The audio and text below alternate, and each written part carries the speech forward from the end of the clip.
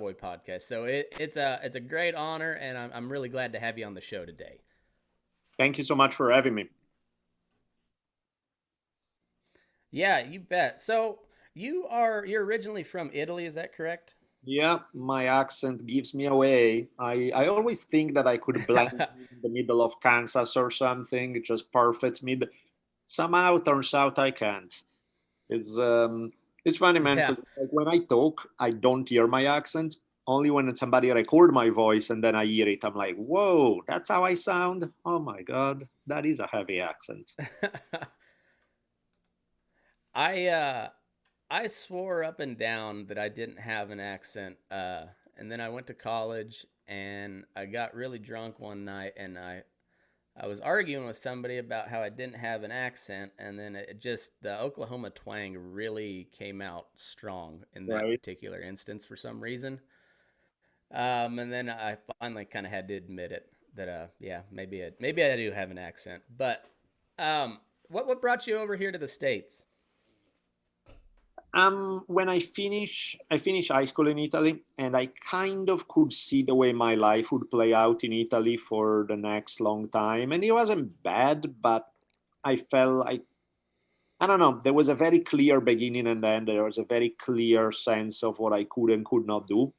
Whereas, my mom at the time, she was a journalist and she was thinking of moving to US and to cover American issues for Italy, and I thought, that's an opportunity. I can go with her, see what's up, and I have no idea what to expect. I had no clue. Like, it could turn out wonderful, it could turn out awful, it could turn out all sort of things. Anywhere in the world, I think you grow up with American movies because that's the one more international export that US has. Like, everyone to one degree or another is build their imagination on American movies. So I think that was a big source of attraction to feel like, hey, that's the center of the empire. That's where all the stuff that gets to be produced everywhere else in the world is created out there. Music and you name it, from music to movies to all sort of stuff. So I was like, huh, let me just give it a shot. Let me see what it's like. And it wasn't like the easiest thing because when I first arrived, there were things that I missed from Italy. And it was a tricky business because when I was in Italy, I would realize there were things I like much better here. And then when I was here, I was realized, oh man, there are a lot of things that I missed from Italy. So it was not a perfect fit in either place, but eventually I figured out ways to make it work for me in US, and that's how it has been ever since. And when you moved over, did you know you were going to be like a history guy? I don't know. Do you call yourself a historian? I know you're a professor of history, Yeah, I but mean, do you consider yourself a historian or just an instructor? to be perfectly honest, like when I didn't really want to do college. I was just like, I don't care for it. But at that time, Italy had a weird policy because they would basically do this thing where everybody's required to do military service, which would be fine if you're actually doing something. But most of the time, they just park you somewhere and they essentially waste a year of your life doing nothing. And, it's not really even like you're doing something useful. So I was like, I really don't want to do that. And the only way you could avoid it, other than if you had major medical issues, was as long as you're in school, you can defer it. And I was like, I guess I'll go to college then. And then I was in college and I'm like, I guess I'll get this stuff is, I can do it, I don't want to say easily, but I can do it good enough. So maybe I'll stick around for some grad school. And then I realized one of the jobs I picked up was I was tutoring some other students, and I enjoyed the dynamics. I enjoyed the interaction. Like, it felt good to be able to help some people out who arrive all stressed. Then you help them out with the stuff, and they do well. Then, and I was like, oh, you know what? Maybe that's like the way teaching could play out. And so I was like, why not? I could try how teaching works, and I enjoyed it a lot. And so then I realized, okay, maybe I need to do a little more schooling to make sure I can teach more stuff. But I really primarily, I kind of stumbled upon it. It wasn't part of a plan. It wasn't something I wanted to do all along. I really just stumbled upon it and had fun. The primary thing was like I really dug being in the classroom and the interactions with students. I didn't really like being in school. I was bored most of the time, but to me it was like, okay, you will eventually give me the damn piece of paper that I can go on to do stuff with. That's on my own terms, and I can run my own show, and that was something I enjoyed. Well, that's pretty neat. Yeah. So, how did you get started in the podcast world? I mean, did you just hear Dan Carlin one day and decide, hey, maybe I should try that? No, I had no idea what podcasts were back in 2011. And I had written a book though. And so, as part of the promotion, the publisher said, "Hey, we are able to hook you up with a couple of podcasts. So just go out and do your thing." And I'm like, "Okay, great. But what the hell are podcasts, you know?" And Mm-hmm. what happened, and it was like the deepest end of the pool right away because the two podcasts were Adam Carolla and Joe Rogan. And so I think Oh shit.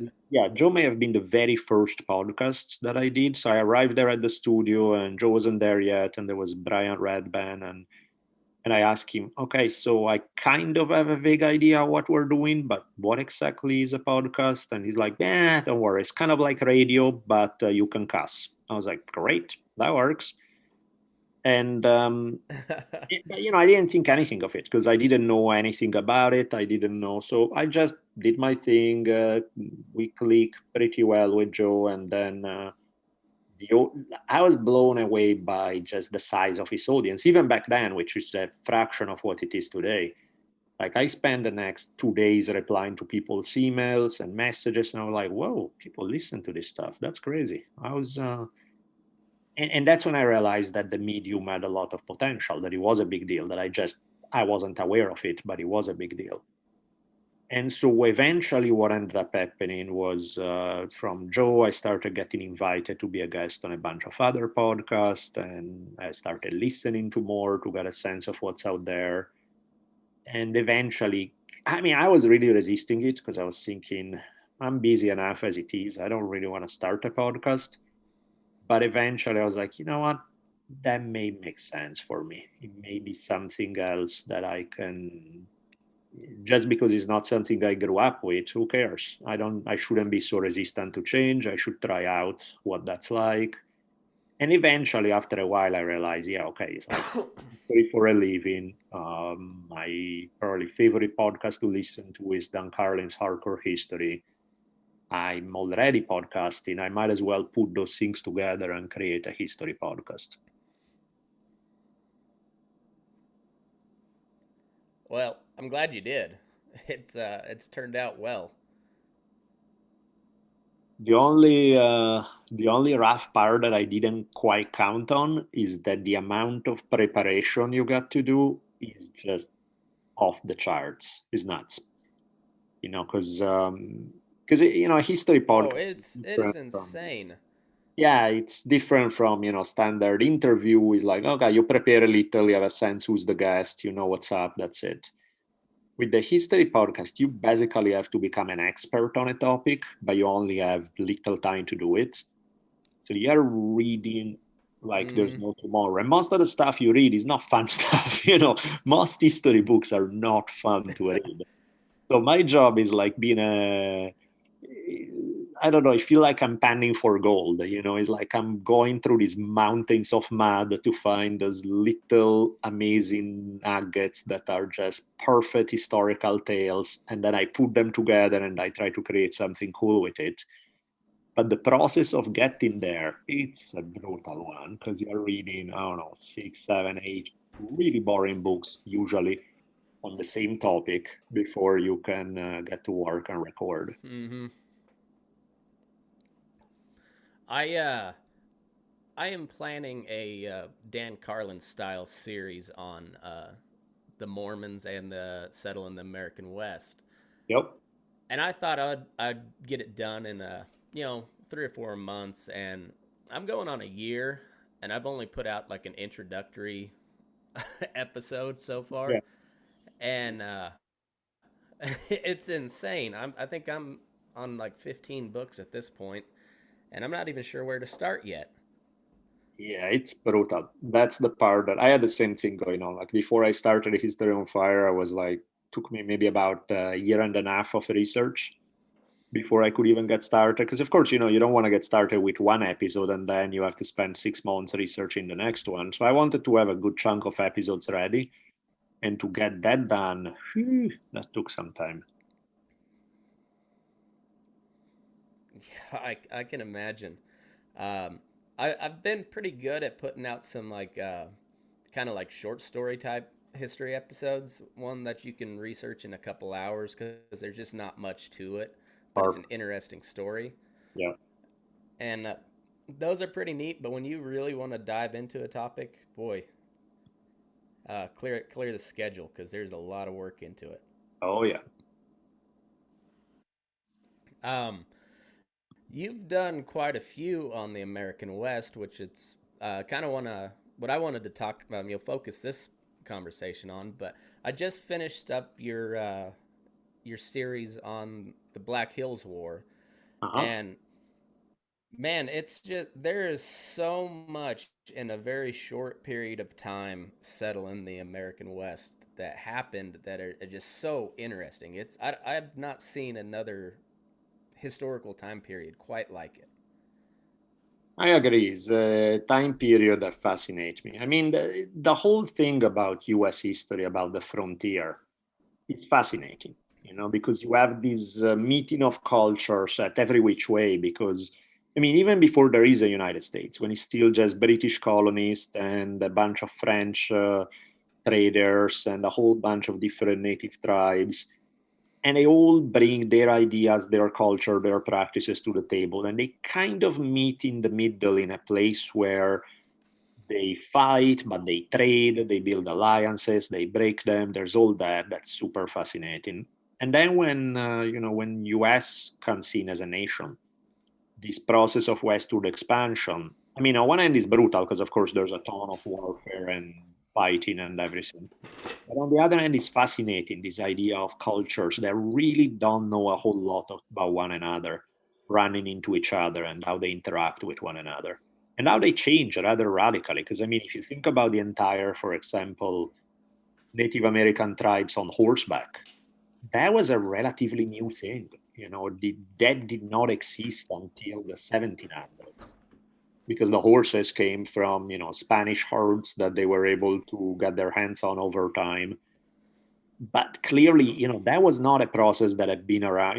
The archetypal image of the native hunters on horseback, well, that's really something that began in the 1700s, mostly becomes the 1800s. So it's a really short window in time. And the fact that these guys can change their entire culture to build it around the horse in such a short period of time, it's pretty crazy.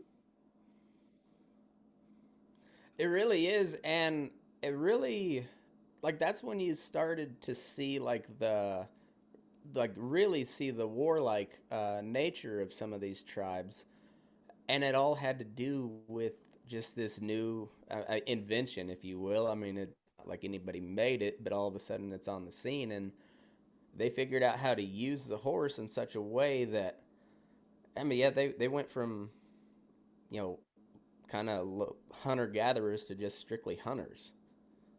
Yeah, I mean, the thing is weird because, like a lot of those tribes, you realize that they used to be farmers for the East. Not everybody. Some of them were already on the plains, but a whole bunch of them, most of them were either like the Blackfeet were always hunters and gatherers, but they used to be kind of on foot, or they were farmers like the Cheyenne or other tribes like that.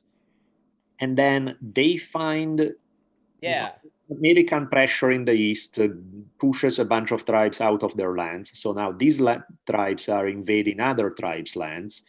And there's this kind of domino effect of everybody getting pushed out of their lands. And a bunch of these tribes find themselves at the edge of the Great Plains just at the time when horses become available. And so rather than fighting this losing war with other tribes trying to hold on to their agricultural land, they say, let's make the jump. They adopt the horses into their culture, and they become full time nomadic buffalo hunters. So they go from being often sedentary and farmers to becoming full time buffalo hunters almost overnight. Yeah, and and then at the it's just everything happened like so quickly it seemed like. And we're still kind of facing the repercussions of it today because the whole issue of the land as property was never really settled, um, at all, really. To tell you the truth, I mean, you have these huge open swaths of so-called public ground, but it's crazy how it all happened. It was a rush to get to the coast and settle it, but it's still not, that question's still not really settled, Right. particularly with the native people. Yeah. Yeah, because it becomes kind of a free for So all. And it's wild, but yeah. it's, Oh, go ahead. Sorry. yeah. Sorry about that. Yeah, it becomes a free for all, and then yeah, and then it's just all about who can get the who can get in the pocket of the government, because they're the ones who at the end of the day pull the strings. So Mhm. it's crazy. It really is. And I don't think it's something that's likely to happen. I mean, unless you have alien invasion, it's really something that's never going to happen again. That you run into cultures that you know so little about, because by now pretty much everyone that there is around in the world, you know vaguely what they are like. Um, this idea of cultures that knew so little about one another bumping into each other, I think it's done. I don't think there's a way. I mean, unless it's like a post-apocalyptic world, there really is no way to replicate it again in human history.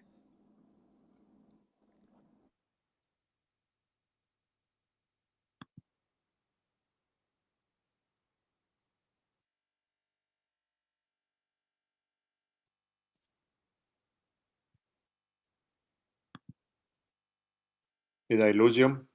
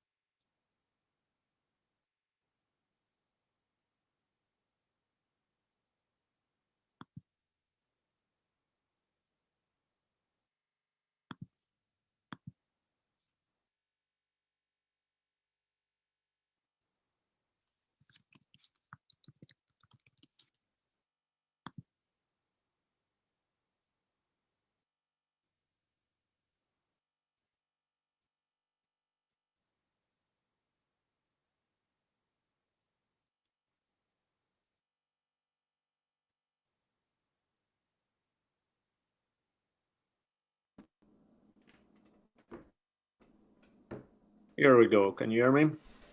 All right. Yeah.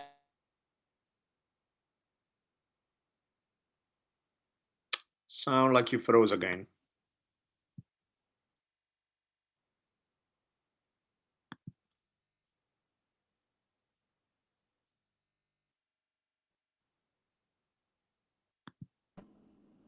Okay, let's try again. I think I can hear you now.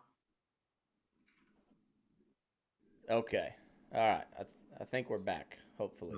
Okay, let's give it a shot.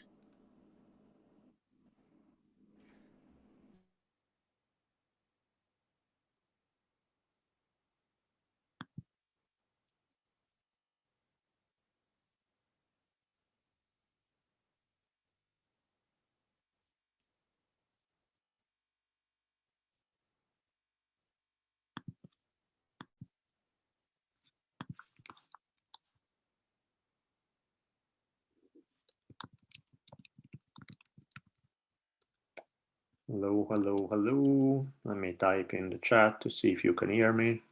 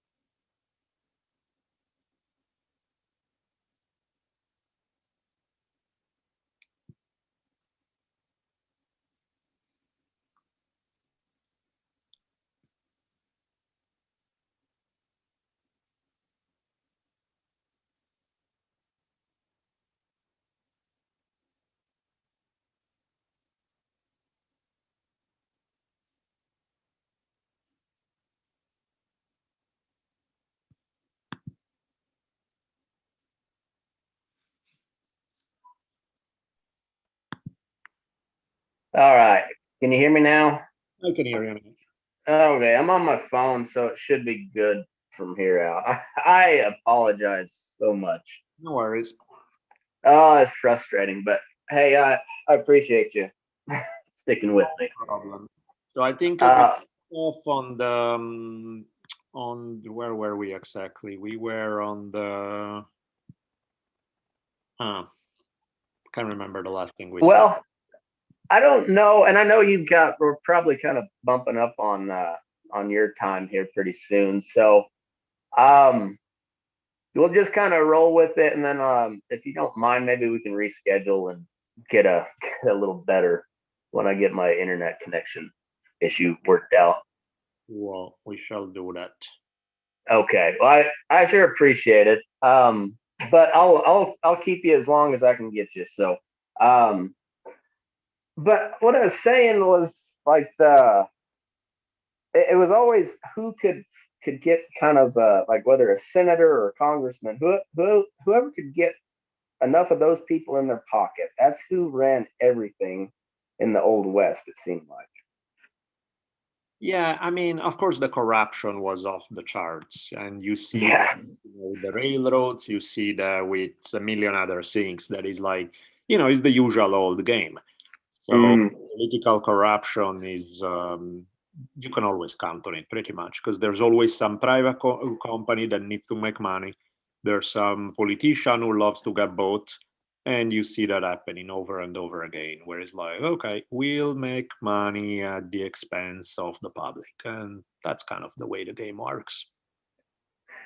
yeah, and it's a shame, but yeah, we I remember in school we always had this in our history classes, and I guess it always that old line, the winners write the history books, and we got this glorious picture of the American West, and it was in a way, but then when you dig down deep, then there's a whole lot of other nastiness that goes on that we don't we don't really teach a whole lot about. Sure. I mean, even if you think about, like, for example, famous events, right? Like you were referring to the War of the Black Hills, so like Custer Last Stand, right? The Battle of Mm-hmm. Bigorre and all of that stuff. Now, one thing that is not very often discussed, but to me it seems pretty evident when I look at it, is that it kind of looks like Custer was set up. In the sense Mm-hmm. that, I mean, they didn't want him to get killed per se, but the idea was, look, we need to rush this war. We want to wrap it up soon. Most of our officers are a little too gun shy to pull the trigger on nomadic tribes that are still really dangerous. So they don't want to be the one who stick their head out a little too much and get smacked. But that means that they are going to take forever. So we are going to, I mean, first they basically baited the tribe into finding an excuse to break the treaty. So, okay, there was that done in a blatantly legal fashion. Like they don't even try to hide it that well, right? So they break the 1868 for Laramie Treaty, but then they need somebody to push the war quickly. And they're like, all these other guys are a little too careful. Custer is like a fanatic for glory. So if we just wave the flag in front of him of if you do this, your name can get big. And, the guy never saw a battle he didn't like. So they knew that he was going to charge forward. And that was perfect for them because either outcome would work out. Either he finds the tribe and he defeats them, in which case, great, the war is over, he's a hero, everybody wins, or he's gonna get himself killed, which is also good for the people pulling the strings back in Washington, because the idea was if he does get himself killed, then there's going to be a whole backlash in US of people demanding vengeance, and they are going to demand that Congress open up the purse and finance the war a whole lot more. And that just works just as fine with us. So Custer was like, let's send him forward. He either wins or get himself killed. And either way, we win because we need this war wrapped up quick so that we can push the railroad through, so we can do all these other things. And he's the guy who, from the way they saw it, I think the attitude was, well, he's the only one stupid enough to go forward with it and risk his own life. Great, he's our guy. Yeah, yeah. I found that very interesting going through that series that you did, and I thought you put a I thought you gave about as accurate of a description of Custer as I've ever heard, because you didn't really you didn't shit on him too hard, Right. but you also pointed out that he was kind of a bumbling idiot as well, but he's also kind of brilliant in a way. And he's kind of like the Donald Trump of his day. Like he thought he was the best thing on earth, Sure. and there wasn't anybody going to talk him out of it. Now, the thing about Custer that, I mean, I agree, there are a lot of disturbing things about the guy, but at the same time, the thing you got to admire is that in terms of bravery, the guy was second Mm-hmm. to none. I mean, maybe because he was a little nuts, but still, there's something phenomenal about the degree of bravery that the guy had. So that Oh yeah, absolutely. it's hard not to admire that part. Now, there are about 10 million other things that were fairly disturbing about him, but on the bravery aspect, really can't, it's one thing that it almost reminds me of a Theodore, like in a more positive direction, it reminds me of almost of a Theodore Roosevelt like vibe of just, going for it, full blast. Uh, Yeah. of course, with considerably more dark sides to his personality than Roosevelt had. But Roosevelt, he wasn't no peach either, though. To tell No, you the truth. not he was an easy guy by any stretch of the imagination, but it may just purely be for the way things worked out. But there's less, some of the Custer stories are like, oh, that was a bad thing to do. Whereas with Roosevelt, he may have flirted with the line, but maybe for lack of the draw, if not for his own choices. But you don't quite hear the same degree of stuff. Yeah, I agree with you there. That's for sure. It's kind of funny. Dan Carlin talks quite a bit about putting everything in context. And if we just if you look at any character that we kind of hold up in high esteem from history, if you just look at what they did in a vacuum, and you'd be like, oh, these people are monsters. Mm-hmm. But if you put it in context, it's still kind of horrific, but so was everybody else at the time. So it's kind of it's hard to judge people, historical figures, and you can't judge them in context of today. I mean, to me, that's an interesting topic because you do and you don't, right? I mean, on one hand, Yeah. don't consider the context, you're crazy because, of course, you cannot expect people to, to have been raised the same way, to have the same ideas, to all of that, right? So you do need to consider the context. But I also don't buy into since it was a different context, then we just absolve everyone of individual responsibility because, things back then were different. It's like, yeah, things back then were different. Not everybody make the same choices. Some people made choices that were considerably uglier than others. Mm-hmm. That's to me, Yeah. like the historical context is the cards you are given. You're born in a certain place, you're educated in a certain way, your family is a certain way. Those are the cards they hand to you. But then that does not determine it influences how you're gonna play them because if you don't start with 4 aces, it's a different kind of game than if you start with crappy cards. Mm-hmm. But at the same time, it doesn't determine how you're going to play your cards. So the individuality still comes in, and there's still a factor that you can just say, well, he got bad cards. It's like, yeah, he got bad cards, but the other guy got bad cards and he played them really damn well. So to me, both factors are real. You need to consider the cards people are given, and you also can make a call on like, yeah, but you also play them really poorly, or no, you actually did a really good job with them.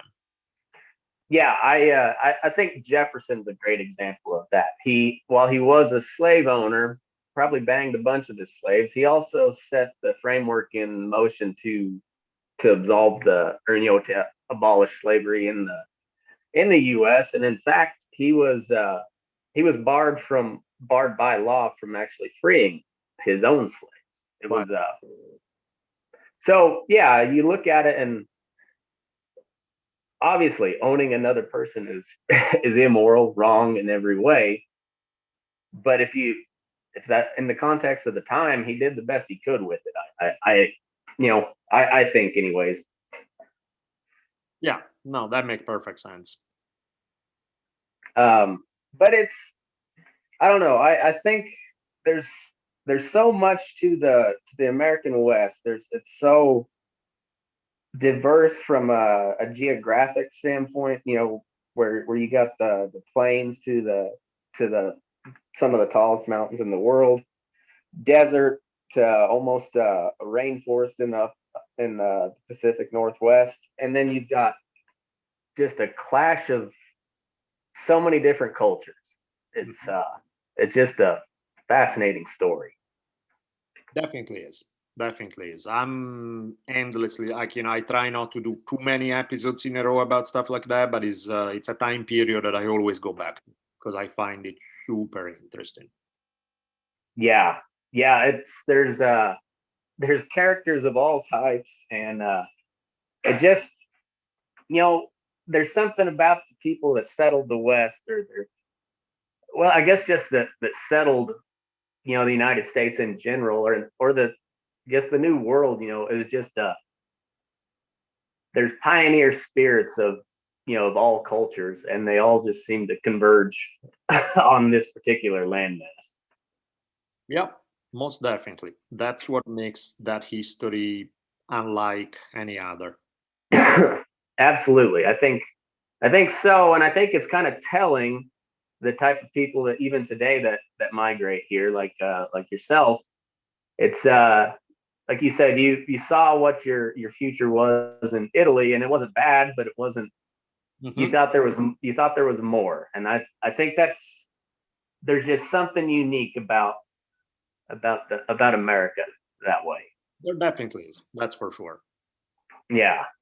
Well, it's I would love to pick your brain for some advice on how to set up some of these episodes in the future.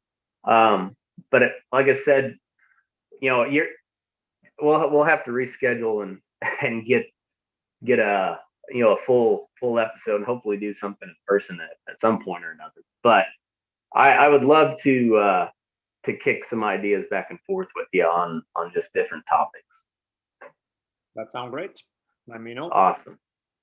Awesome. Well, I appreciate your time. Yeah, how much time do we got left here? You wanna shoot for another 15, 20 minutes? Cool. We'll sign off for the main show. So if you're on listening on Patreon, we'll keep going. For everybody else, Daniele, would you sign us off? I sure shall. Give me 1 second that I get our awesome tagline because I don't want to screw it up. So let me get that going. Ladies and gentlemen, move your ass. We're burning daylight. Awesome.